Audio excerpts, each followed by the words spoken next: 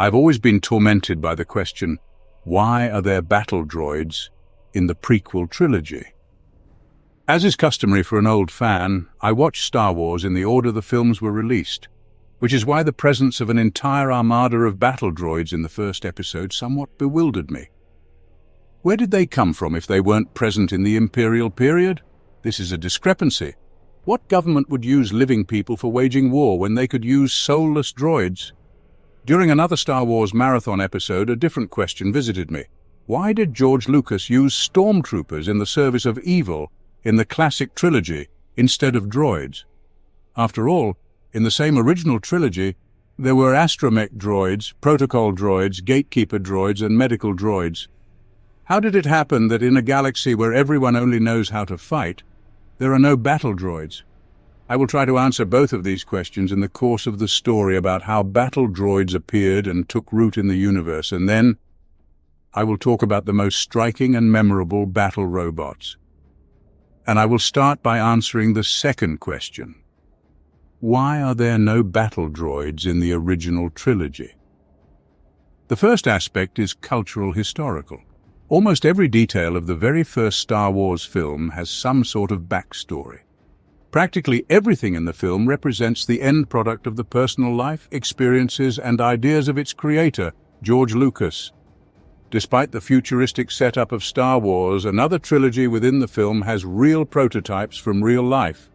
Well, the simplest example, one of the most vivid futuristic elements of the franchise, the lightsabers, is an adoption from samurai films by Akira Kurosawa, which the young Lucas loved so much. And the Jedi are a kind of futuristic samurai with their code of honor.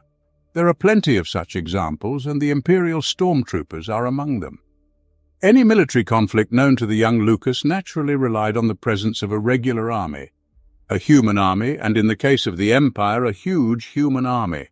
This partly became the reason for using stormtroopers as combat units in the original trilogy instead of battle droids. The second aspect is production technical.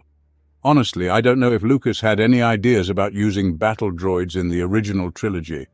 But even if he did, for 1977, especially under the conditions in which George worked, the depiction of an army of battle droids was practically unreal. Motion capture technology didn't exist yet. CGI and graphics were only in their infancy, so it would have resulted in an enormous amount of work creating droid costumes for extras. And there is no guarantee that the final version would have been satisfactory. The third aspect is intra-universe. Explaining the presence of battle droids in the prequels and their absence in the classics had to be done retrospectively.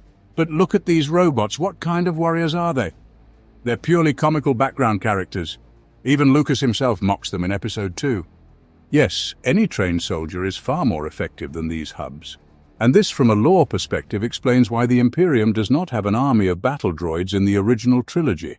It's better to invest in production, build factories, extract ore, rather than just feed, arm, and send into battle.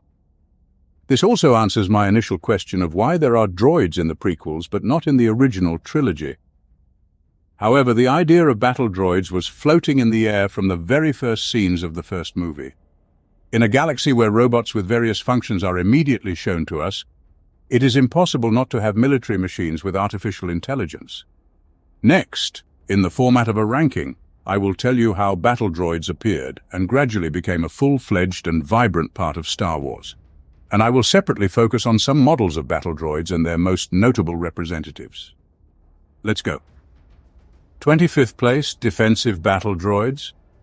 These are the first real battle droids in the Star Wars universe. Their debut took place in the 1980 novel Han Solo and the Lost Legacy, the same year as the release of the 5th episode.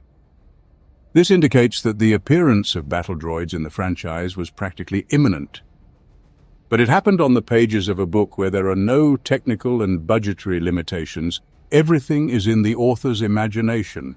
Defensive battle droids were nearly 3-meter-tall humanoid robots covered in mirror armor that reflected enemy shots. The droids' arms were equipped with both energy and chemical weapons. These droids were constructed during the pre-Republic period and therefore did not have high artificial intelligence or self-awareness. However, the basic functions of defense and destruction made them dangerous opponents. These droids were constructed during the times of Despot Shim. In fact, it was thanks to the droids that Shim built his empire, successfully capturing new territories.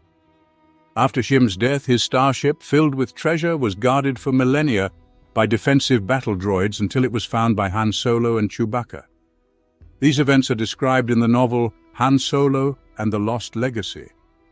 By the way, the emblem of Despot Shim's skull appeared on the cover of the novel and on his battle droids, and as an Easter egg, the skull is found in the collection of Dryden Voss in the Han Solo spin-off. 24th place, BL Series Battle Droids. This is probably the second most significant battle droid in the Star Wars universe. The droid appears in the 1985 animated series Star Wars Droids, which tells the adventures of R2-D2 and C3PO. The battle droid was created during the Clone Wars by the weapons company Bactoid Armor Workshop, owned by the Techno Union, and was assigned to serve with a group called the Mandalorian Protectors. The group was an ally of the Confederacy of Independent Systems in the Clone Wars, which is why the Techno Union supplied BL series droids to these Mandalorians. By the way, BL stands for Battle Legionnaire. Generally speaking, by the time of the animated series Droids, one of the droids of this series, BL-17, was in the possession of Boba Fett.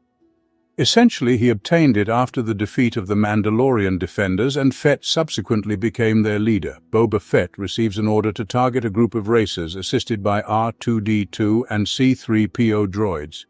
While working on this order, the BL-17 droid ingratiates itself with C3PO. Well, I wouldn't say it was particularly difficult, given the latter's naivety. Despite all of BL-17's treachery, it fails to fulfill its master Boba Fett's order, and after BL-17's intentions are uncovered, C-3PO pushes it into a pile of junk where the combat droid is crushed by heavy metal debris. Combat droids of the BL series were considered effective military units despite their resemblance to protocol droids. Apparently, this was done to effectively utilize social protocols, allowing these droids to gain trust. Note that in my opinion, such a design of a combat droid is due to the fact that in 1985, third-party Star Wars content creators were still not straying too far from the original trilogy. Hence, BL-17 looked like C-3PO with a metal dog's head. 23rd place, C21 High Singer. This beauty holds a special place in this list in my heart. A combat droid bounty hunter, who more often did not appear in Star Wars than appeared initially, this nameless droid appeared in concept art for the cancelled Star Wars 1313 video game. It's unknown what role the droid was supposed to play, but in this concept art, he is presented alongside the mercenary Boba Fett. In the 4th season of the Clone Wars, the bounty droid, now known as C21 High Singer, officially debuted as the young Fett's partner in a train heist. There's even a pretty cool action scene with him. After the temporary shutdown of the animated series, the raw graphics left behind an arc about the confrontation between Boba Fett and another mercenary, Cad Bane. 22nd place, Sentinel-class combat droids. These military droids were used in the Jedi Civil War during the Old Republic by both the Republic and the Sith Empire. In battle, these droids employed blaster rifles, and for defense, they could activate an energy shield over their existing armor. They were controlled via a remote signal from KT-400 transports on which these droids were also carried. 21st place, YVH series combat droids.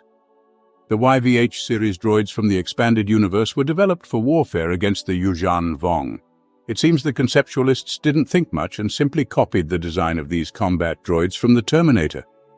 Although from a lore perspective, this is explained by the desire to make these droids resemble the Vong to demoralize them. Well, let's say it worked. Okay, I won't nitpick. A distinctive feature of this droid was the self-repairing material they were made from, laminanium. On the left arm of this droid, either a blaster cannon, a sonic blaster, or a grenade launcher was mounted. And thanks to the humanoid-like limbs of the droid, this model could use virtually any available weapon, whether it be a blaster rifle or grenades. The most amusing thing I like about these droids is that the founder of the manufacturing company was Lando Calrissian, and the YVH1 Droid models were released with a modified vocoder capable of shouting battle phrases recorded by Lando himself, insulting the Yuuzhan Vong. Apparently, the offensive taunts were a special suppressive weapon of these droids. 20th place, BAF Series Combat Droids. A brief backstory. The planet Balmorra, located on the outskirts of the Central Worlds, was renowned for its large-scale production of weapons and combat droids during the times of the Old Republic. The planet was a coveted strategic asset for both the Galactic Republic and the Sith Empire. However, the planet itself was an ally of the Republic. After the Sith Empire's attack on Coruscant, the destruction of the Jedi Temple, the signing of the Treaty of Coruscant, and the beginning of the 11-year Cold War, the Republic officially ceased support for Balmorra, effectively abandoning the Balmorrans to their fate. Only a small group of Republic forces remained on Balmorra to support the local resistance, which ultimately allowed the planet to end the Sith occupation and maintain its independence. It was during this period that combat droids were produced at the Balmorran Arms Factory, in the last stronghold on the path of the Sith occupation, for the protection of the Balmorrans. Among these droids were the assault droid YVH1 a bipedal walking combat droid armed with blaster rifles. The heavy recon droid YVH1, a small bipedal combat droid useful for scouting. The heavy combat droid YVH300, a droid with enhanced armor, armed not only with blaster rifles but also with embedded blaster cannons. The military combat droid YVH600, a lighter version of the assault combat droid, armed with a blaster rifle. The prototype siege droid BAF-999, a heavily armed droid capable of rooting itself in the ground and conducting prolonged siege barrages. The artillery droid BAF-1010, a six-legged heavily armed droid with two embedded blaster cannons. The combat droid BAF-X, a droid armed with a vibroblade for close combat. Overall, the story of the working class's resistance against Sith Raider takeover using the products of their factory that they themselves were trying to seize is very appealing to me, and the droids themselves are quite diverse, which makes me wish to see them on the big screen rather than just in the video game The Old Republic. 19th place, SD Series Combat Droids. The history of the Balmorran Arms Factory does not end with the conclusion of the Cold War. During the Clone Wars, after the Battle of Geonosis, the Techno-Union took control of the Balmorran factory, and during the Imperial period, new SD Series combat droids began to be produced there. The SD-6 Hulk combat droid is a behemoth, standing 3.5 meters tall and equally wide, resembling a walking, heavily armed fortress. Among the Hulk's armament was an E-Web cannon, the very weapon used by the Mandalorian to crush Imperial stormtroopers, as well as two ion cannons and two mechanical claws for close combat. Its heavy armor provided substantial protection for the Hulk, but the droid's overall bulkiness was both a strength and a weakness. The droid was less effective against swiftly moving targets, the SD-9 combat droid. The mobility drawbacks of the SD-6 were rectified in the SD-9 model.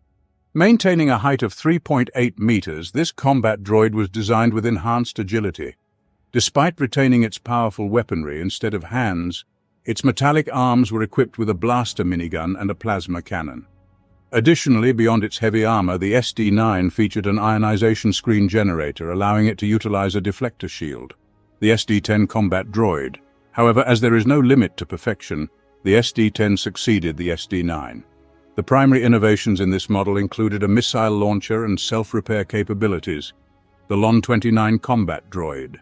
For more efficient utilization of SD series droids in combat, Special Commander droids LON-29 were developed.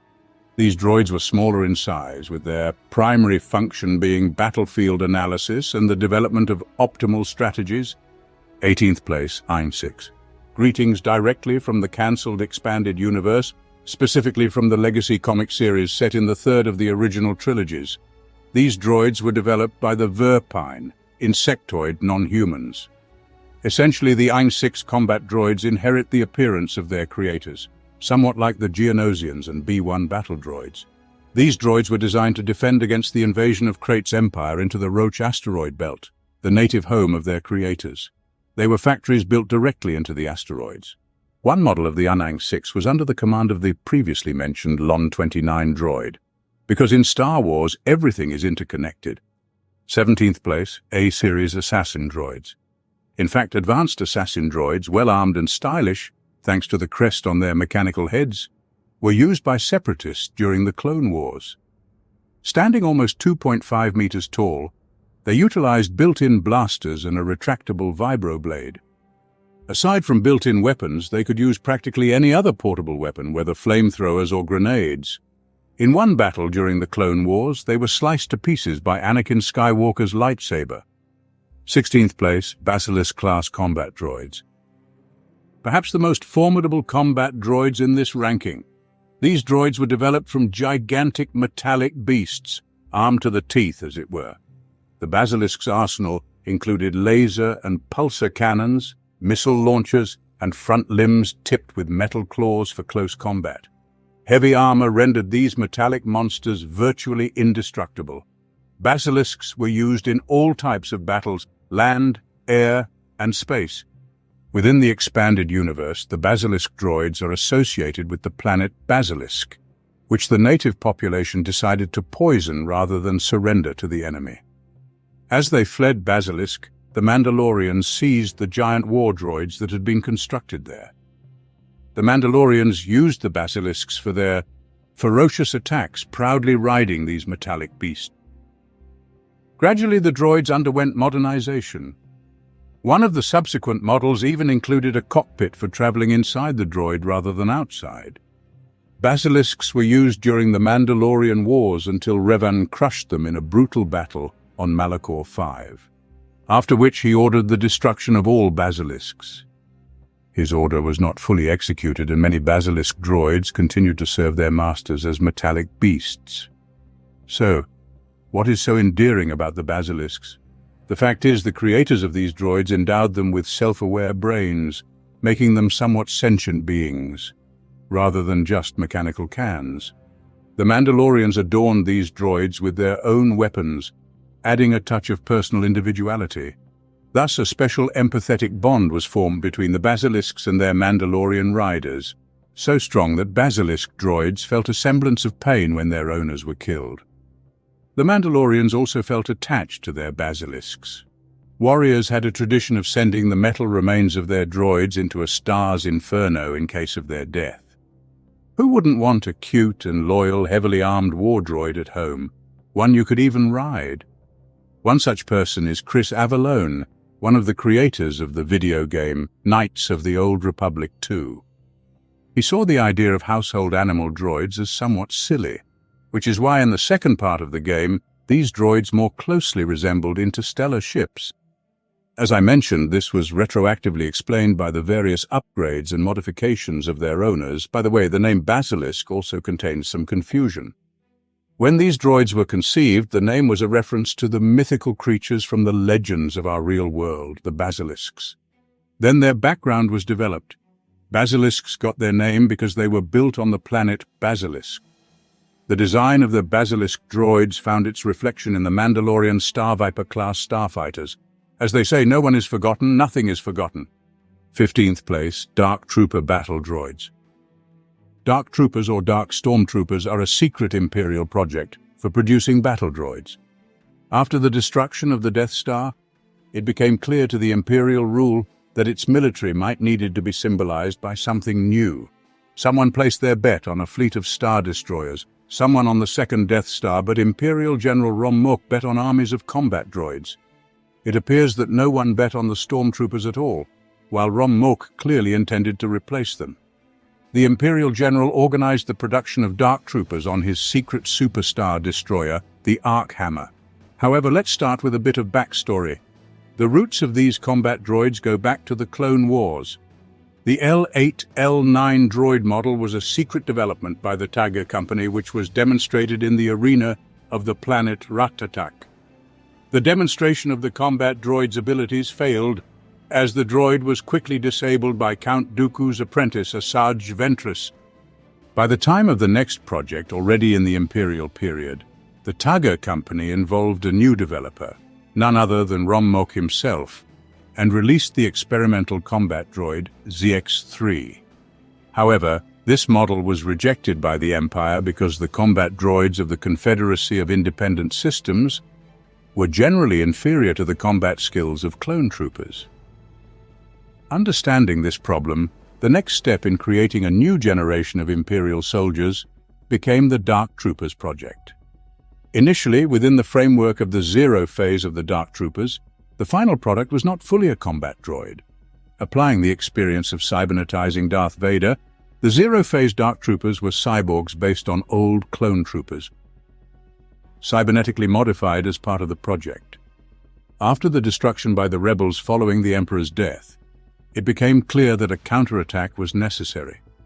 And since the ordinary stormtroopers, well, those who are not clumsy at all but the elite of the Empire and a source of pride for Palpatine himself, come up with the reason why they were not so effective, the production project of the Dark Troopers Combat Droid series was given the green light.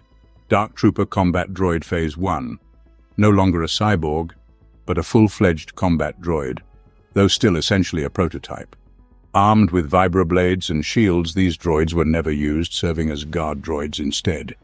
Dark Trooper Combat Droid Phase 2, the main combat unit of the Dark Troopers project, equipped with superior armor with a jump pack for short jumps, armed with a blaster cannon with 400 plasma rounds and a grenade launcher. The most effective combat droids, whose military actions were the first retaliation by the Empire for the destruction of the Death Star. It was the Phase 2 Dark Troopers that attacked the Rebel Alliance base on the planet Talay and destroyed it. Dark Trooper Combat Droid Phase 3, even more powerful combat droid, but it did not live to see full production and distribution. A true walking tank, the Phase 3 Dark Trooper wore armor capable of withstanding a lightsaber strike. The droid was armed with a blaster cannon and 2 shoulder rocket launchers. In addition, the arsenal included 3 types of grenades: fragmentation, seismic, and thermal. The distinctive feature of the Phase 3 Dark Trooper was that the combat droid also served as an exoskeleton, essentially embodying the original concept of the Phase 0 Dark Troopers. It was precisely as an exoskeleton that General Rom Moak himself utilized the Phase 3 Dark Trooper in battle against Kyle Katarn, a rebel sent on a mission to destroy the production of Dark Troopers. He successfully accomplished this task, defeating Rom Moak and destroying the factory producing these combat droids aboard the Star Destroyer Ark Hammer. These events formed the basis of the video game Star Wars: Dark Forces. It should be noted that in addition to the phases of experimental and serial production of Dark Troopers described by me, there were also separate models of these combat droids that did not reach widespread use, but were employed for various purposes of the Empire. For example, some of them were part of Darth Vader's guard. Didn't know he needed a guard. The idea of Dark Troopers partially evolved and found its manifestation in the second part of the video game Star Wars: The Force Unleashed, where a carbonite war droid armed with a freezing gun and a flaming combat droid equipped with a flamethrower gun were introduced. Moreover, the legacy of Dark Troopers was preserved and depicted within the 3rd season of the animated series Rebels. The DT series combat droids were manufactured by order of the Empire and served as sentinels at Imperial facilities, while Grand Admiral Thrawn used them for physical training. 14th place, B-Series battle droids.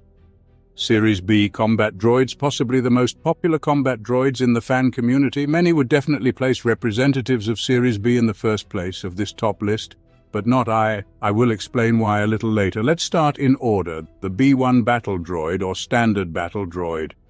The primary combat unit of the Trade Federation and subsequently the Confederacy of Independent Systems, representing the most massive production of combat droids in a galaxy far, far away, though this didn't mean high quality of the model, as the primary emphasis was on minimal superiority over organic units and inexpensive production. This ultimately resulted in a tactic to overwhelm by sheer numbers, not skill. Indeed, these droids mainly achieved victories over battle clones due to their overwhelming numbers. In early versions of the B1 droids, a centralized control station was necessary to command the units. This technology was discontinued after the Battle of Naboo, where the droids, having achieved victory over the Gungans, were disabled due to the destruction of the control station. Subsequent models were more independent, but the main combat tactic of the B1 droids didn't change, overwhelming with metal corpses. The appearance of these combat droids was partially borrowed from their creators, the Geonosians. And in the 2015 comic book Darth Vader, the Geonosians went even further in creating the B1 in their own image and likeness. In Battle B1, blaster rifles, blaster pistols, and thermal grenades were utilized, Most B-1 droids were painted in a sandy color, seemingly to demoralize one of Anakin Skywalker's main adversaries, though their coloring could vary depending on the rank or designation of the B-1 droid. A yellow droid would be a commander, a red one a guard, a blue one a pilot, and a green one a tank operator. Orange droids fought on Geonosis, their coloration intended for sand camouflage. Orange-gray droids were equipped with jetpacks for space combat. They even had a modification, the B-1A, which, instead of jetpacks, had repulsors, integrated blasters, and shields capable of deflecting lightsaber blows. And my favorite, the gray-yellow-red firefighter droids. After all, someone has to not only hold a rifle but also wield a fire hose in case of emergency. However, these droids weren't particularly skilled in shooting, let alone thinking and shooting simultaneously. Economic laws were at play in the distant galaxy. Cheap didn't mean good. Hence, commanders were selected for B-1 droids during the Clone Wars, often tactical droids. Another example is General Grievous. Due to my fondness for this character and his backstory, Grievous deserves the top spot in this ranking. However, he is not a droid, but a cyborg. But I will get to Grievous's story and other cyborgs of the distant galaxy soon. The history of B-1 droids isn't limited to the Clone Wars. And despite their deactivation in Episode 3 and the Republic's reorganization into the Empire, these droids appeared during the Imperial Rebel period, and even under the rule of the First Order. B-1 droids first appeared in the Phantom Menace, and initially their design was completely different. The droids were planned to be twice the height of humans, with heads resembling stormtrooper helmets. This would have explained the stormtrooper design in the Imperial period as their successor from such a droid army. However, in my opinion, such a design would not have allowed the prequel heroes to easily defeat the battle droids, and it would have cast doubt on the rationale for switching from such giants to stormtroopers. That's why the B-1 droids are such brainless heaps of scrap in the prequels, whose abilities peak with a mindless Zerg rush. Though personally, I still adore that battle scene on Naboo, even though I understand it's just bot attacks. And that's why B-1 droids aren't at the top of my list. Yes, the lack of individuality essentially makes these droids cannon fodder, or rather cannon metal. Some authors tried to amend this. Bill Motz and Bob Roth, creators of the Freemakers Adventures animated series, made one of the main characters of the series a droid named R0GR, or Roger, which is a nod to the most frequent phrase of the B-1 droids. Roger is the highlight of the series, as the creators both mock the clumsiness of all B-1 battle droids and also portray Roger as a fully individualized character with his own story. Another unique B-1 was envisioned by Chuck Wendig for the new canon book trilogy Aftermath. Assembled from scrap metal by the young Wexley, who also appeared in episodes 7 and 9, this droid also had a distinctive nickname. If you read the droid's model designation continuously, B-1 becomes Bone. Hence the droid was nicknamed Mr. Bones, and his appearance emphasized this moniker. One of Mr. Bones's limbs was equipped with a vibroblade, his right eye removed and replaced with a telescopic ocular, and his nose sharpened. Combined with his black and red color scheme, Mr. Bones to me seemed the most colorful B-1 droid. Within the confines of the Aftermath trilogy, Mr. Bones served Wexley and his mother up until the Battle of Jakku, where he was destroyed. I would like to particularly highlight Mr. Bones's sadistic nature, a nod to another, more well-known droid we will discuss later. The author himself explains Mr. Bones's lethality by noting that ever since Episode 1, Chuck Wendig was dissatisfied with Lucas's portrayal of the B-1 droid as essentially dumb scrap metal, so he created his own killing machine in a B-1, equipped with a vibroblade and a sharpened nose. Well, I like it. In the video game Star Wars Obi-Wan, an upgraded droid B-1 appears, the B-4 combat droid designed for security purposes. While essentially a hybrid of the B-1, B-2 and Droideka, just look at its blaster arms. The B-2 combat droid or super battle droid. Lucas seems to love the prefix super. In the original trilogy, an improved Star Destroyer becomes the Super Star Destroyer, and in the prequels, an improved combat droid becomes a super battle droid. And yet, such a person with that imagination. In general, the B-2 is a direct descendant of the B-1, which during the Battle of Naboo proved to be not particularly effective, almost losing to a bunch of Gungans. Therefore, the B-2, developed by the Techno Union on behalf of the Confederacy of Independent Systems, has much more reliable armor and built-in powerful weaponry, and apparently quite a temper. However, they seemingly didn't get enhanced brains as funds ran out at the weaponry improvement stage, though the entire combat upgrade of the B2 didn't greatly help them against the Jedi, especially Mace Windu, who smashed them with his bare hands. But that's Mace Windu. He eats combat droids for breakfast and washes them down with hyperfuel. Against ordinary clones, however, the B2 droids were quite effective, though they were used in much smaller numbers compared to the B1. By the way, the matrix of one of the B2S was used to restore the protocol torture droid 3.0 from the new canon comics. And it was precisely the B2 that served as the source of young Din Djarin's hatred for droids.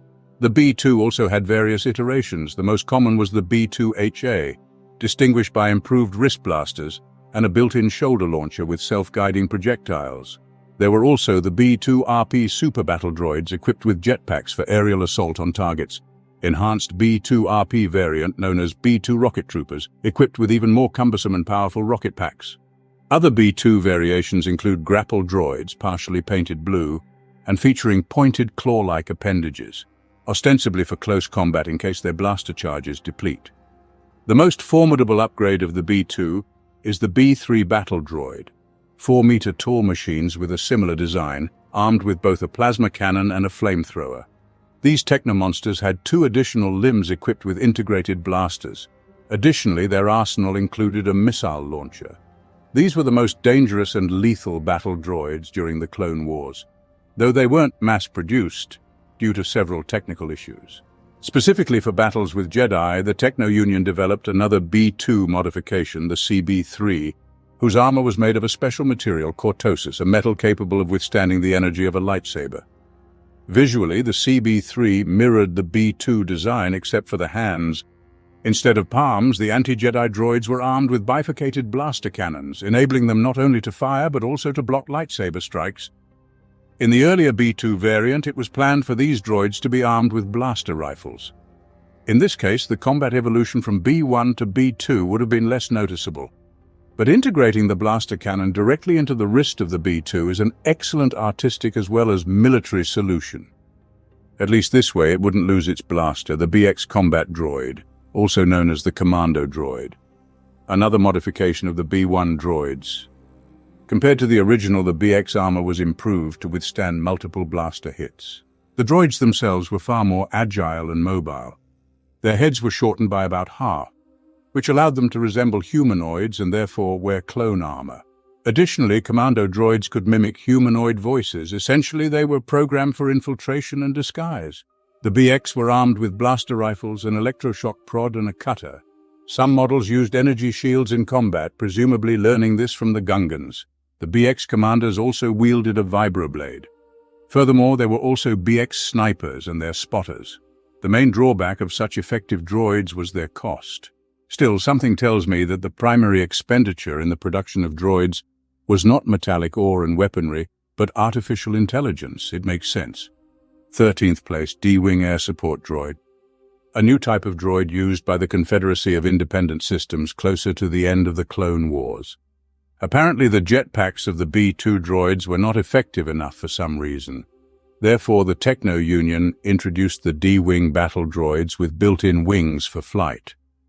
The Techno Union deployed these droids to guard Echo of the 501st Legion, but thanks to Jedi Anakin Skywalker, Rex, and the defective clones, the Dwing droids were unable to successfully complete their guarding mission. Battle Aqua droids, well, the name says it all.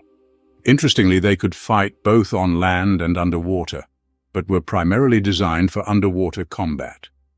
Their armor could withstand great depths and water pressure. Their legs could transform into propeller screws, and the head with photoreceptors attached to the streamlined body of the droid to increase the speed of submersion or movement underwater. On the right wrist, there was a retractable laser cannon. Overall, the design of these combat droids was a modified version of the B2 droids, intended specifically for underwater battles. The history of the Clone Wars knows of at least 2 such battles, the Battle of Kamino and the Battle of Mon Cala. 12th place, Droideka series combat droids. Droideka series combat droids are some of the most original models of combat droids. I remember the beginning of Episode 1 was particularly captivating for me because of these droidekas. In general, one of the most effective combat droids of the late Republic era, having proved its worth in the Clone Wars. But consider this. It is highly mobile thanks to its ability to transform into a wheel-like form, protected, as it is surrounded by a screen that deflects low-powered blaster shots and even lightsaber strikes. Granted, the shield had a weak point which the Jedi exploited, but that is a minor detail compared to the versatility of this combat droid. Surrounded by two dual blaster cannons, their fire rate is high enough to provide suppressive fire. However, the Separatists still managed to lose the war with such combat units. Most likely, Palpatine personally ordered the reduction of droideka production lest they crush all the clones. Although the lore explains it much more simply, they were too expensive to produce. Instead of the usual photoreceptors found in droids, droidekas were equipped with special radiation sensors, which were less affected by light. And I really like the clicking sound they make when walking. The first models of droidekas, like the B-1 battle droids, were dependent on a control center, which is why after the Naboo battle they were abandoned, and by Episode 2 we see advanced independent models of droidekas. Paradoxically, the main drawback of the droid lay in its advantage, in the shield. In a stationary position everything was fine, but when falling the defense system could not distinguish types of damage impacting the shield, and thus considered contact with the ground as damage, causing the shield generator to overheat and render the droideka inoperable. In general, knock it on its side and it becomes a turtle lying on its shell, although a turtle on its legs does not pose as much of a threat. Oh wait, it does. And the second significant drawback was that droidekas had issues with moving upstairs. Even R2-D2 was adapted for this and without using the ability to fly. There were several varieties of droidekas. The P-series droidekas we encountered in Episode 1, this is the base model. The next model, the W-series, appeared in Episode 2. Their primary distinction from their predecessors lay in their increased blaster cannons, which consumed more energy, and therefore W-series droids rarely used shields, relying on overwhelming firepower. This model was succeeded by Q-series droidekas, and this time the differences from the previous model were minimal. The main issue of rapid generator overheating due to high firing rates of the blaster cannons was largely resolved. Apart from these three principal droideka models, there were other variations. The grapple droideka and the ultra droideka were droids enhanced in both attack and defense. The droideka Mark II featured a modified design and an option to switch fire between blaster and ion charges. The sniper droideka is a sniper droideka. It's amusing how its front blaster cannon resembles a mosquito's proboscis. And my favorite, the hunter-seeker droid. Equipped with the ability to fly, these droids protected and guarded the Trade Federation's transports when transporting battle droids and equipment. Equipped with just one blaster cannon, the armor on these droids was quite light. The functionality of the Scorpion tail remains a mystery. 11th place, Battle Walker droids. Concluding the history of the Balmoral Arms Factory and aiming to highlight special battle droids in the Star Wars universe, we should discuss a battle droid from the events of the non-canon comic series Dark Empire. The battle droid X-1 Viper, or as it was also known, Automadon. This is a walker droid. The Automadon had 6 limbs, 2 for bipedal movement, 2 equipped with grapplers for close combat, and the last 2 fitted with reinforced blaster cannons. Additionally, Automadon's armament included a grenade launcher, and its design was inspired by an insect from the planet Kubindi, the sun beetle. Finally, botanists have dabbled in building walker droids, the Mark I walker droid. These walker droids appeared in the second part of Star Wars Jedi Knight. On one hand, there's evident progress in droid design. These are no longer turrets on treads, but on the other, it's simply an upgraded AT-ST, named as a droid for aesthetics. The tank droid Mark IV. For good measure, I'll also highlight this battle droid, the tank Mark IV, appearing in the second part of the video game Knights of the Old Republic. It was armed with blaster cannons, a grenade launcher and a flamethrower, and functioned as a guard droid. Due to its low mobility, it was practically ineffective against fast opponents. Foreign Intruder Defense Organism, or FIDO for short. a battle droid personally designed by Admiral Akbar, presumably for creating traps, as it was primarily a security droid. It feels like a conceptual predecessor to the Crab droid, which we'll discuss a bit later. Yes, spoiler. The Fido's base, along with its forelegs, indeed resembled a crab's body, and at the top of its base was the main weapon of this battle droid. 26 100-meter cables covered with sharp spikes. Blasters, no, we haven't heard. The source of inspiration for the creation of this droid for Admiral Akbar was a sea monster from the planet Moncala the Kraken, the combat droid ATDP, or All-Terrain Defense Pod. The aforementioned walker droids are now considered legends, however, in the new canon. There are also walker droids. ATDP appears in just a few frames of Episode 7, in scenes at the Starkiller base, and plays no role in the plot of the film or indeed the entire saga. OG-9 homing spider droid, well, now this is something. The spider droid first appeared in the Battle of Geonosis in Episode 2. The construction of the spider droid's walkers was arranged so that the body of the droid could be at varying distances from the ground, which increased its range of view. On top of the spherical torso of the droid was a homing laser cannon, which could fire as long as there was charge in the droid's generator. Its shot was not a burst of laser beam like most blaster weapons, but a continuous laser stream, which allowed it to deal significant damage to vehicles and literally destroy infantry. Below there was a blaster cannon for close combat, as well as a retractable ion cannon against vehicles. The most obvious weakness of the spider droid was the same as with all walkers: its legs. Crippling even one leg would render the droid largely ineffective. Additionally, if the generator was overloaded, the droid could explode, a side effect of the powerful laser of the homing cannon. Like most droids, it received information from a central computer and did not possess self-awareness or long-term memory.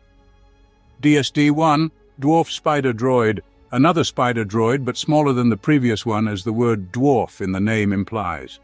So does the Star Wars universe also have dwarves? The main technical difference of this droid from the previous spider droid lies in the construction of its walkers. They did not facilitate the free movement of the droid's body up and down, but the small size of the dwarf droid allowed it to conduct combat operations in rather narrow spaces. At the front of its body, a powerful laser cannon was installed, capable of attacking in two modes: quick laser bursts against infantry and slow, more powerful shots against vehicles. The main disadvantage of this droid was the inability to turn its body. To fire at an enemy on the side or rear, the droid had to completely turn its body around. Octoptara Tri-Droid. There were two subtypes of this combat droid. The first, the combat Tri-Droid, was 3.6 meters tall and armed with 3 laser cannons, capable of rotating around the axis of its spherical body, thereby solving the problems of the previous dwarf droid. This one could fire at any target, regardless of the direction they were coming from. Accordingly, for these same purposes, photoreceptors were located around the perimeter of this battle droid's hull. A feature of certain models in this series was the option to release deadly poisonous gas from the droid's hull in the event of its destruction, which earned some Octoptara droids the name viral droids. The second, improved and enlarged version of this model, the Magna Tri-Droid, was 4 times taller, almost 15 meters in height, and in addition to laser cannons, this model was equipped with explosive shells and rocket launchers. Accordingly, this giant's limbs were reinforced to provide a more stable footing, though this still couldn't save it from the cutting lightsaber. Wrapping up the topic of spider droids and walker droids in general, I'll mention the Terra droids that appeared in the second part of the video game Star Wars: The Force Unleashed, mentioned. Moving on, 10th place, droid starfighters. Starfighter droids. They are just like fighters, only droids. This is in fact a very logical development of the battle droid concept. If the B-1 droids operating military equipment are so dumb, then why not equip the equipment itself with artificial intelligence? At least there would be savings on the production of a droid driver or a droid pilot. Now let's go through the varieties. The Trade Federation Droidica Bomber, one of the first battle droid starfighters that the Trade Federation used in combat actions against Naboo. It was well armored and armed with 4 blaster cannons. However, it was quite slow and lacked maneuverability. which is why it was hardly used in the Clone Wars. The Vulture-class droid starfighter. The first droid starfighter we saw literally at the very beginning of Episode 1, and closer to the end of the film in full combat glory in the action scene of the Battle of Naboo. One of the most frequently used droid starfighters in the Clone Wars, and for roughly the same reason as the B-1 battle droid. Well armed with 4 blaster cannons and 2 energy torpedoes, but not equipped with shields, the Vulture droid was essentially the same mass-produced cannon fodder as the B-1, only not on the ground but in the air, reaching speeds of up to 1,200 kilometers per hour within the atmosphere. However, it was quite combat-capable on the ground as well, thanks to the transformation of the droid's wings into walkers, which could even cling to the hulls of ships in vacuum and zero-gravity conditions. They were linked to the central droid control computer. But in the event of a disruption in communication, they would not simply shut down like B-1 droids, but would explode. It is intriguing to consider how much people and infrastructure suffered from this Vulture droid feature after all battle droids were deactivated at the end of Episode 3. The most interesting thing is that this droid heavily depended on the mothership base, as its fuel only lasted for 35 minutes, and then it either had to return to base or refuel mid-air. Apparently, this was all their lifespan was designed to handle. The droid's artificial intelligence allowed them to communicate with each other or with other droids. According to intra-universal lore, it was designed with a nod to the appearance of an insect from a distant galaxy. From the behind-the-scenes history of its creation, if the battle droid soldiers in the prequels were envisioned as precursors to the Imperial stormtroopers in the original trilogy, similarly dull and useless, then the Vulture droid starfighters were conceived as precursors to the TIE fighters. Look closely, the same vertical wings on the sides and the body of the droid in the center between the wings, reminiscent of the cockpit of a TIE fighter. Hyena bomber droid, a droid fighter which, however, has pointed limbs and is capable of moving on the surface using them rather than just flying. For flight, the droid's limbs fold into wings. An interesting artificial intelligence solution. This droid has 2 heads instead of 1. After all, everyone knows that 2 heads are better than 1. In addition to laser cannons, the Hyena bomber droid was armed with standard missiles as well as proton missiles and proton bombs. Considering the versatility of this droid, it was used not only as a bomber, but also as a fighter. Scarab-class starfighter. The Scarab droid, whose foldable, movable wings certainly resemble that insect. These fighters were quite mobile thanks to their folding wings equipped with 4 blaster cannons, heavily armored, and additionally protected by a deflector shield. They could operate independently of the battle droid control base. Tri-fighter droid. Perhaps my favorite by design, this droid fighter was used in the Clone Wars as a more advanced model of the Confederacy of Independent Systems starfighter than the previously mentioned ones. 3 curved wings protected the droid's cockpit where its artificial brain was housed. The armament of this droid was truly advanced. 1 large blaster cannon in the center of the body and 1 more on each of the 3 wings. All these cannons could attack independently of one another. In addition, the droid's arsenal included 6 concussion missiles and from 2 to 6 Discord missiles. TIE automated fighter. The Imperials also sometimes utilized battle droids in their military activities, such as Dark Troopers and these TIE droids as unmanned fighters. This TIE droid was used by the forces of the resurrected Emperor Palpatine against the New Republic. No, not that Emperor Palpatine. In the expanded universe, there was another resurrected Palpatine and another New Republic within the framework of the Dark Empire arc. This fighter had 2 ion engines, as well as solar arrays as an additional power source. However, its armament was rather modest, with only 2 blaster cannons. The main advantage was its higher speed compared to other TIE fighters. In this section, I am simply obliged to mention another droid, which, however, is not a droid starfighter, but a droid subfighter, that is, an underwater fighter. Manta droid subfighter. After the Confederacy of Independent Systems realized that in the battle for territory they would have to fight not only in space, in the air and on land, but also in water, a new type of combat droid was developed, the Manta droids. The metallic, streamlined body of these droids was created for ideal underwater movement and the droid itself was armed with 2 blaster cannons and a torpedo launching device. It was used in the Battle of Mon Cala in the Genndy Tartakovsky version of the Clone Wars. 9th place, combat droid tanks. Well, we can't do without them. If there are fighter droids, there must also be tank droids, and this stands alongside the fact that the same separatists have simple tanks controlled by droids.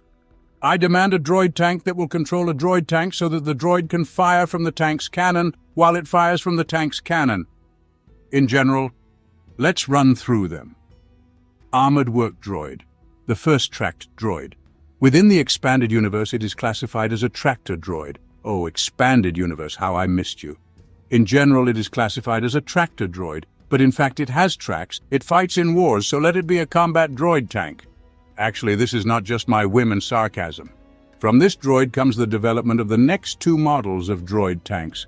From Tower Droid, the next stage of evolution, less grotesque but just as absurd as the previous representative, riding on 6 pneumatic wheels resembling a lighthouse with short manipulator arms like those of a Tyrannosaurus Rex, and equipped with artificial intelligence.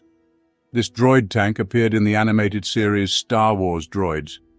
I already mentioned it in this top. I will not dwell in detail on this model and will move on to the last similar variety. XR-85, Droid Tank, a slightly later model of droid tanks, but still made with almost no imagination. These tanks debuted like tired droid fighters in the Dark Empire comic arc, appearing on the side of the Empire.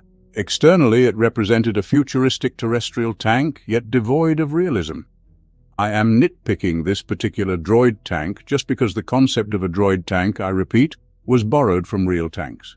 But for some reason its tower is greatly elevated above the base, which is generally illogical since a tank should be flattened from top to bottom so that it is harder to hit it. The previous models in the top clearly did not imply such a resemblance to reality, and here it is just such a target on tracks. Nevertheless, for the development of the Star Wars universe, this droid is important, and therefore it is in my top. Indeed, the prominent turret was topped with a heavy blaster cannon, and among the other armaments of the XR-85 were 2 light turbolaser cannons, 2 front and rear blaster machine guns, and an anti-infantry laser cannon DF-9.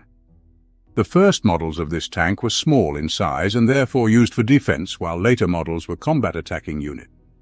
The ground-based armored tank was one of the first droid tanks to participate in the Clone Wars. However, within the films and the animated series The Clone Wars, it did not appear, essentially serving as an equivalent to another tank, the TX-130, which was piloted and armed with 2 laser cannons and 2 missile launchers, with 24 missiles in its arsenal.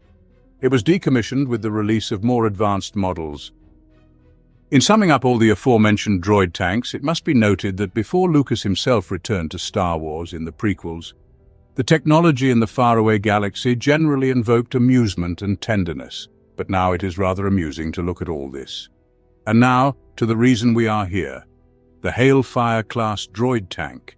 Here, the imagination of Lucas and his team is showcased in all its glory. Essentially, it represented 2 large missile launchers with 15 guided missiles each, mounted on large wheels on either side. I believe Ewoks could ride them like a Ferris wheel. Incidentally, the wheels provided this tank with mobility and high speed. In short, if you needed to approach quickly and fire, this was your go-to. And that moment from the Battle of Geonosis in Episode 2 is my favorite. In the center of the Hailfire droid's base was a red photoreceptor eye, with blasters located just below it. Well, it needed blasters because 1 missile volley completely disarmed this droid. The LM-432 Crab Droid. It's unclear why this is called a droid tank when it walks, meaning in essence it should be a droid walker, but I won't argue with Wikipedia. Droid tank, walking tank, walker tank, or a combat droid walker tank if you prefer. By the way, why in the faraway galaxy is this droid called a crab droid? Do they really have crabs? Has anyone seen them? Anyway, the 4 legs of this droid tank allowed it to move quickly across surfaces, and due to the construction of its limbs, which allowed them to bend and straighten, the droid could change its position spatially without moving from its spot simply by flexing. Moreover, with its claws, this droid could attack enemies in close combat, scattering them in its path. Armed with a blaster cannon and 2 smaller blasters, It also carries an interesting built-in pump that functions like a mud or water cannon, apparently invented by separatists to prevent rallies in support of the Republic. And that's not all, they were also equipped with special staves capable of throwing power balls, capturing and immobilizing targets. What technology! I also like how the front photoreceptors resemble crab eyes. It's just adorable. Especially I like this scene from the Battle of Utapau. I even feel sorry for the little crab. The Persuader-class droid enforcer, or simply put, the snail droid. Apparently, during the preparation of Episode 3, Lucas remembered that a tank is something that has tracks. And thus this droid ended up with not just one but 3 tracks, 2 small ones on the sides and 1 large one running through the entire body of the droid. To me, it is this detail that makes this droid memorable. Furthermore, this tank was armed, as they say, to the teeth. 48 thermal detonators, 12 simple rockets, 4 homing rockets, 4 torpedoes, as well as blaster cannons, ion cannons and blaster machine guns. Such was the arsenal of this droid. This combat model is remembered by all fans due to its participation in the Battle of Kashyyyk. Just look at how this droid effectively cuts through the water surface of the forest planet. One of the best battle scenes of the prequels, although fully computer-generated. 8th place, scout droids and sabotage droids.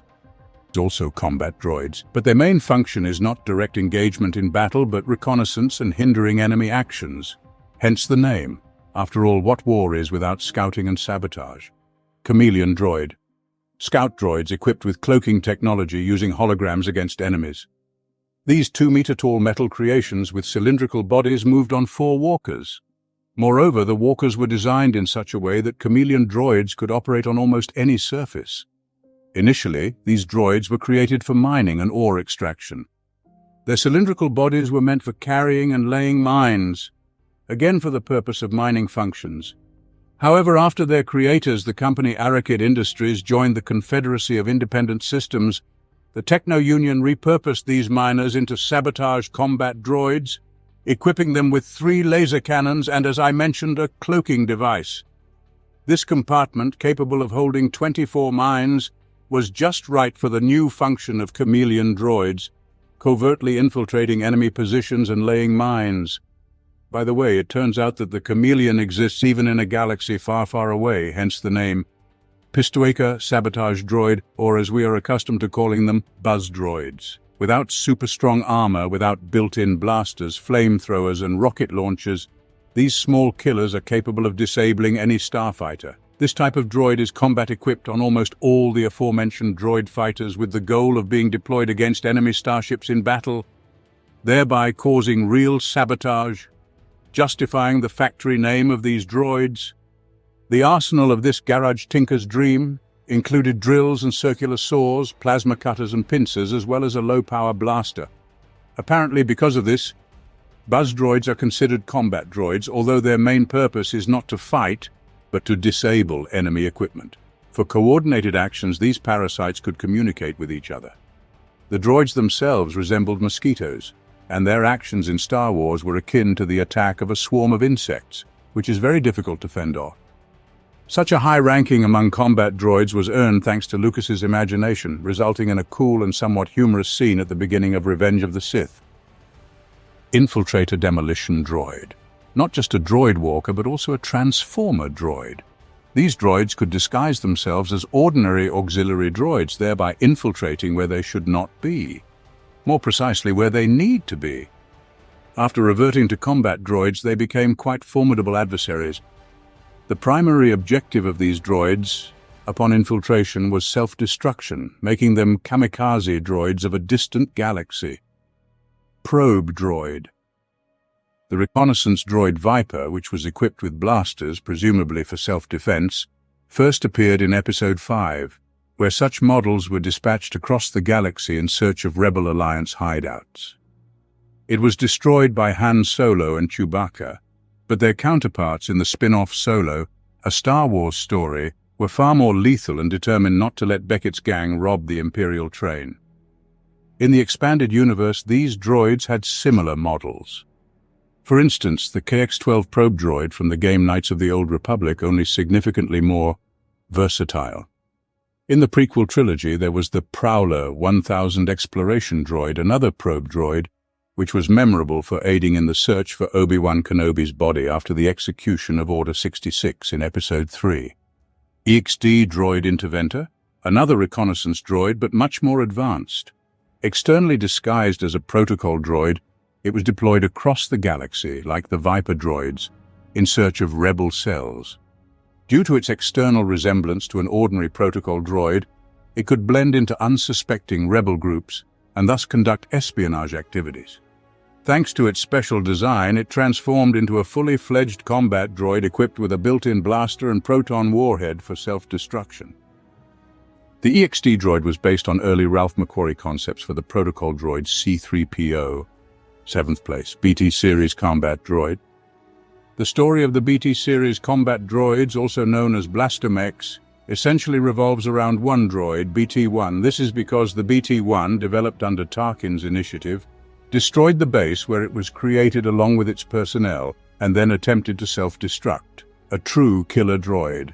Consequently, mass production never took off, making BT-1 the sole representative of its series. Resembling an astromech to avoid drawing undue attention, the BT-1's body housed several rocket and blaster launchers, a flamethrower, melee weapons, and a detachable reconnaissance drone. This droid's unique charm is enhanced by its partner, the Protocol Torture Droid 3.0. Together they form both a parody and a reimagining of another famous droid duo, C3PO and R2D2. For such an excellent game and shaking up the established tradition, the droid BT, as it is affectionately called, earned such a high position in my top rankings. 6th place, Hunter Droid MOC. This is a multifunctional hunter droid created by Emperor Palpatine to complete the mission of searching for the Freemaker family. By the way, MOC was also created to irritate Darth Vader. By calling this droid multifunctional, I even understated it a bit. It's a super-mega functional droid, as its arsenal includes blasters, lightsabers, a circular saw, flamethrowers, a grappling hook, a laser net, missile launchers, and a sonic cannon. The droid was well armored and could fly. The high artificial intelligence allowed MOC to find weaknesses in the defenses of its opponents and learn from its own mistakes. MOC is one of the most unique droids in terms of its behind-the-scenes creation story.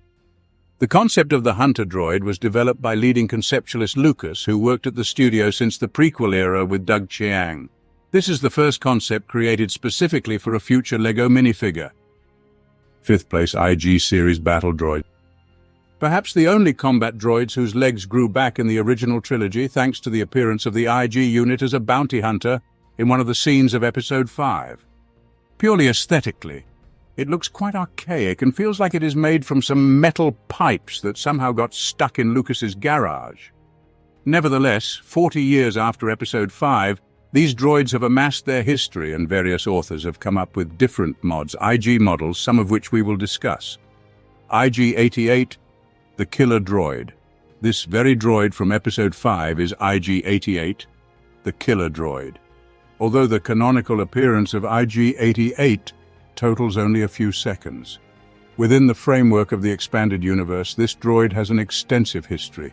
These droids were developed on order from the Intergalactic Banking Clan.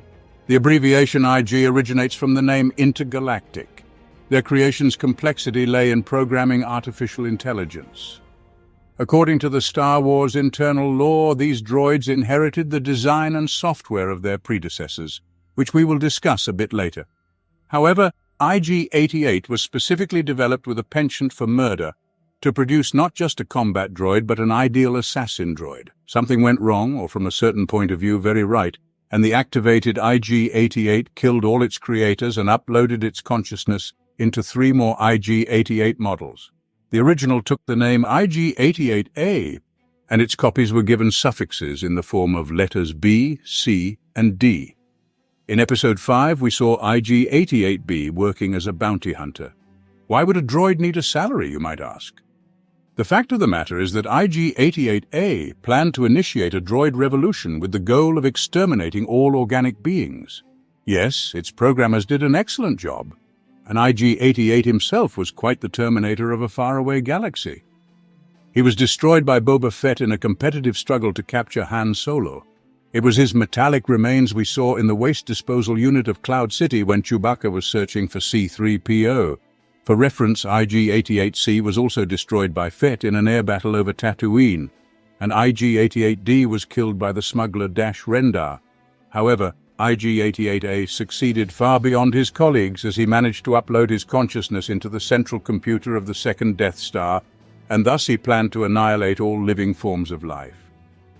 I do not know how the confrontation between IG-88A and Emperor Palpatine for control over the Death Star would have ended, but the plans of both were first interrupted by Darth Vader and then by Lando Calrissian and Wedge Antilles, who destroyed the Death Star. Nevertheless, the behind-the-scenes history of IG-88 is quite rich and vivid. IG-86, Sentinel Droid, a classic assassin droid which, however, was designed as a guard droid, preceded the IG-88 model. Some of these units were owned by Zyro the Hutt and worked for the Black Sun Syndicate, as evidenced by the corresponding emblems on their bodies. A distinctive feature of these droids was advanced artificial intelligence. The droid had consciousness and the ability to think. In combat, IG-86 used I-5 blaster rifles. We could see them in several episodes of the Clone Wars. IG Lancer Battle Droid, a quite combat-ready droid, surprisingly, used by the Confederacy of Independent Systems during the Clone Wars. They use speeder bikes for offensive transportation, and as a weapon, you won't laugh, an energy lance. A droid knight in a distant galaxy. Though why am I surprised when the Jedi are the samurai of feudal Japan? By the way, these droids were slightly taller than the typical IG models to emphasize the height of their creators, the Moons. IG-97. The droid was constructed in the very early days of the Imperial period and therefore partially inherited features of the B-1 battle droid. Apparently, the copying of the Trade Federation droids was excessively detailed, and thus this droid model was also largely ineffective, so it was not used by the Empire. IG-100, Magna Guard, a model of advanced battle droids created to guard General Grievous during the Clone Wars. These were quite agile and mobile droids armed with electrostaffs. They were created not only as bodyguards but also as droids capable of opposing Jedi. For these purposes, the designers of these droids ensured that the Magna Guards could continue fighting even if they lost parts of their bodies, and their duranium armor made them quite formidable opponents in combat for the Jedi. Understanding that Grievous, as the general of the droid army, often had to face Jedi, he trained the Magna Guards, who served as his bodyguards in all 7 forms of lightsaber combat. Initially, the design of the Magna Guards was intended for Grievous himself, but George Lucas rejected the idea. As a result, the concept was not lost and a rather engaging action scene with the Magna Guards was created. Lucas did a great job. Furthermore, speaking of the Magna Guards, it is worth mentioning the Krath War Droid, which operated during the times of the Old Republic. Krath War Droids used a pulse-wave blaster for ranged combat and a sword for close quarters. According to the cancelled Disney canon, Krath War Droids served as the foundation for the design and functionality of the Magna Guards, IGRM, Droid, Bodyguard, and Law Enforcer. This droid represents another preserved legacy of conceptualist Ralph McQuarrie, who originally designed IG-88's appearance for the 5th episode.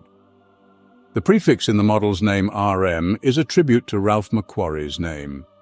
IGRMs were used as combat droids and were popular among gangsters in the far galaxy, such as the Deveronian gangster Shikatra Vizago from Lothal. IG-11. Well, how could we be without him now? Killer droid, and after reprogramming, a nanny droid and simultaneously IG unit with the most significant and interesting role in Star Wars. Commissioned by the Guild, the droid mercenary was supposed to do something unthinkable, kill Baby Yoda, but was stopped by Din Djarin the Mandalorian, reprogrammed by Kuiil the Ugnaught, and eventually saved all the main characters of the first season of the Mandalorian series. Well, almost all of them. I especially highlight 2 cool action scenes with IG-11, which clearly showed why IG units are so deadly. 4th place, HMP Droid Gunship. Essentially, this is a repulsor lift gunship with the function of transporting other combat droids and equipped with an artificial intelligence system. This model was developed towards the end of the Clone Wars, so within the numbered films and the Clone Wars animated series, We rarely encounter this droid. The armament of the HMP droid gunship included one anti-personnel cannon, two twin blaster turrets, and one blaster cannon on each side of the hull, as well as missile launchers under the droid's fuselage. These droids first appeared in Episode 3, in a fantastic action scene on Kashyyyk. They were also featured in the 5th season of the Clone Wars, and one of them was responsible for the death of Stila Guerrera. Moreover, the HMP droid made an appearance in scenes of the droid attacks on the young Din Djarin, the main character of the Mandalorian series. Third place, tactical droids. War is war, but who will command? To this end, the Separatists constructed special tactical combat droids, which analyzed the battlefield and developed the best course of action for all the other combat droids. There were two models of tactical droids. T-Series Tactical Droid. The first model of tactical droids, devoid of standard armaments, but instead equipped with enhanced artificial intelligence, allowing them to perform infinite computations by running various battle simulations within their consciousness. All this was done with the aim of developing the most acceptable strategy. Incidentally, the presence of self-awareness in these droids made them quite arrogant. Their intellect led them to think that they were far superior and more significant than other combat droids, which lacked self-awareness or had weak analytical capabilities. Apparently, to emphasize individuality, all T-Series battle droids sported diverse paint schemes. Additionally, various models of these droids in the animated series The Clone Wars are voiced by different actors each time, practically personalities. By the way, their appearance is based on concepts that were not used for the original trilogy. Super Tactical Droid. Remember the rule of the prefix super? Everything better than 10 should be called Super 10. It works here too. An even smarter and more advanced tactical droid whose software includes interrogation functions. Moreover, the Super Tactical Droid is much more stylish in appearance than its predecessor. Actually, such a high place in the ranking was deserved by these droids due to their significant role in military operations, as well as having character and individuality. Second place, KX Series Security Droids. Although KX Series droids were produced as security droids, this ranking is simply inconceivable without one representative of this model, K2SO, and purely formally, K2 participated in combat operations, thus also being a combat droid. Another argument in favor of considering these droids as combat is that the developing company, attempting to circumvent the Imperial Senate's ban on the production of war droids, positioned this model as security droids. As I mentioned, KX droids were developed to guard Imperial installations such as Ilum, Jeddah, or Scarif. These droids were created to resemble humanoids but with significantly altered limb proportions. KX droids were programmed to interact with sentient life forms, but in this area, they fell significantly short compared to protocol droids. The same cannot be said about the most famous representative of this series, K2SO. The fact is that other KX models did not possess personalities, but due to a software error within K2SO, consciousness awoke, and apparently realizing the horror happening around, K2's personality leaned towards dark humor and cynicism. This Imperial droid was captured and reprogrammed by the rebel Cassian Andor, and spent the remainder of its operations serving the Rebel Alliance until it was shot by Imperials. This specific character in the spin-off Rogue One was excellently executed. At least I felt sorry when the droid died. See, it even died rather than was deactivated. That's how moved I was by that scene. And yet it could have lived joyfully in the service of the good and kind Empire. First place, HK Series Assassin Droids. Included in my top for the same reasons as the IG unit. Yes, not quite a combat droid, but an assassin droid. However, in the Knights of the Old Republic games, it certainly engages in combat, so it's combat capable as well. The HK-01 Assassination Droid. As has already become clear, these droids became widespread during the times of the Old Republic. The purpose of this particular model of droid was to combine protocol functions with assassination capabilities. The droid's socialization helped them get closer to their intended targets by gaining their trust. Remember, just like the BL series droids from the beginning of the list, it's all connected. However, if these were widely used droids, it's strange how residents of a far-off galaxy couldn't remember that polite and well-mannered droids of this appearance were a sure sign of imminent cardiac arrest, limb loss, and falling from a height. Nevertheless, conventions have always been full in Star Wars.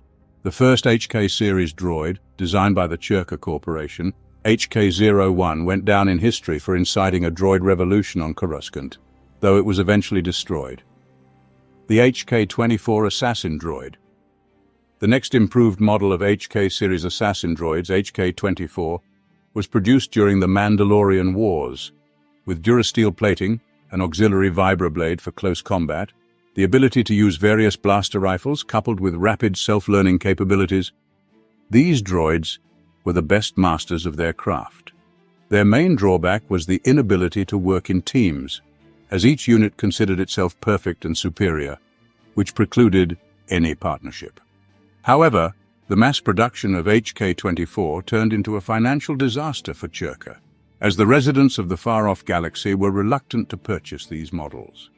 The HK-24 droid first appeared in the Knights of the Old Republic comic series, which has long been awaiting my review. In issue 24, there's an Easter egg. It's the number of Jeff Gordon's race car, on the hood of which Yoda was depicted. It was the HK-24 droid that served as the prototype for the creation of the legendary HK-47 droid, developed by the legendary Darth Revan from the legendary video game Knights of the Old Republic. HK-47 Assassin Droid. HK-47 served the Dark Revan and then changed a multitude of owners, nearly all of whom departed this life for various reasons. Later his paths crossed with Revans again, but by then he was serving the light side. Afterward, the droid was seriously damaged and was repaired by Mitra Surik, the protagonist of the second part of the Knights of the Old Republic game.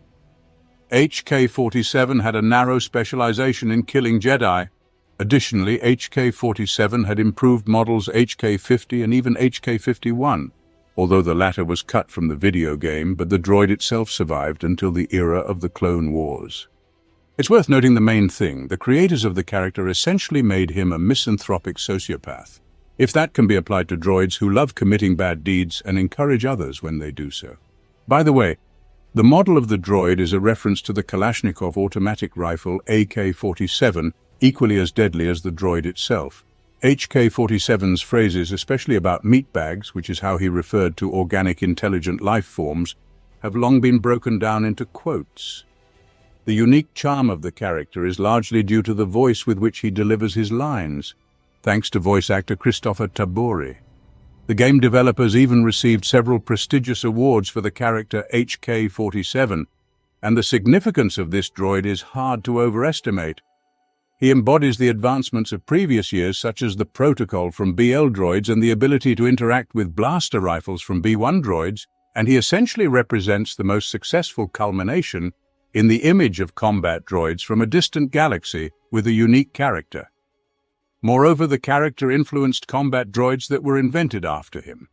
For instance, the aforementioned droid Mr. Bones is a direct reference to HK-47, even featuring a quote about meatbags in the book.